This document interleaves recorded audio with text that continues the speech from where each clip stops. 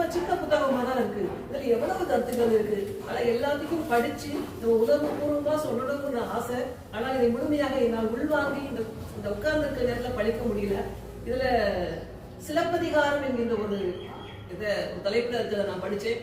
சிலப்பதிகாரம் பெண்களுக்கெல்லாம் ஒரு முன்னோடியாக நாங்கள் கண்ணகியை பார்க்கிறோம்.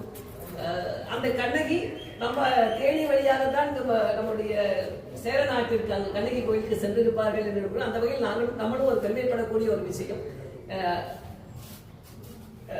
எல்லா தலைப்பையும் நான் படிக்க முடியல. ஆனால் ஒன்று இரண்டு இதுல கடைசியில பார்க்கும்போது பெண்மைக்கு இவர் முக்கியத்துவம் தந்திருக்கிறார் ஐயா அவர்கள் என்பதை நான் பார்த்தேன்.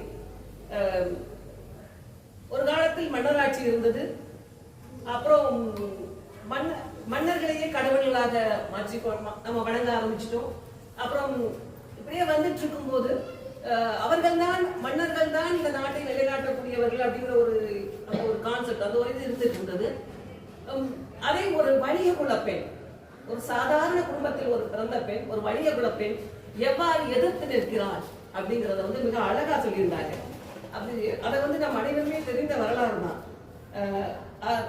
எப்படி அந்த காட்சியில் நிரூபிச்சு அந்த மன்னன் இது பண்ணும்போது அழகா ஒரு வார்த்தை சொல்லியிருக்காரு. நம்ம தெரிஞ்ச வார்த்தை தான், அரசியல் பிழைத்தோருக்கு அறம் கூற்றாகும் அப்படின்னு சொல்லிட்டு கீழே சொல்றாரு. இவருடைய கருப்பொருள் என்ன அப்படின்னா, அரசியல் நெறிமுறையிலிருந்து தவறியவர்களுக்கு தர்மம் எவனாக மாறிவிடும். நாம் என்னதான் தர்மம் செய்தாலும் நாம் செய்கின்ற அறத்தில் நிறைய தர்மங்கள் நம்ம செய்யலாம். ஆனால் ஒரு தர்மத்தில் நாம் திருடும் போது அந்த தர்மமே நமக்கு எவனாக மாறும் என்பதற்கு அந்த பாண்டிய நெடுஞ்செழியனுடைய மரணம் காரணமாக இருக்கிறது. அதையும் தாண்டி ஒரு வணிக குல பெண்ணாக இருந்து ஒரு பெண் சாதித்திருக்கிறார் என்பதை நான் ஒரு நீதிமன்றத்திலிருந்து பணியாற்றுகிற வகையில் அவர்களை ஒரு வழக்கறிஞராக ஒரு வாதாடும் பெண்மணியாக நான் பார்க்கிறேன். இது மாதிரி நிறைய இதுல குறிக்கோள் இல்லாத ஒரு விரிவுரையில ஒரு ஐயா அந்த வார்த்தை ரொம்ப பிடிச்சது.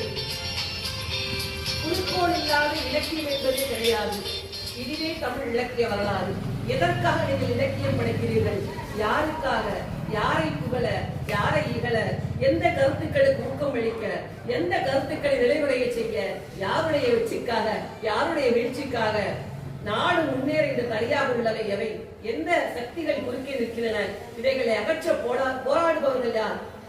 அப்படி என்றால் இந்த இலக்கிய படைப்பாளர் இந்த போராட்டத்தில் எப்பக்கம் அப்படின்னு நம்ம தான் சொல்றாரு. இந்த போராட்டத்தில் நாம் எல்லாம் எப்பக்கம்?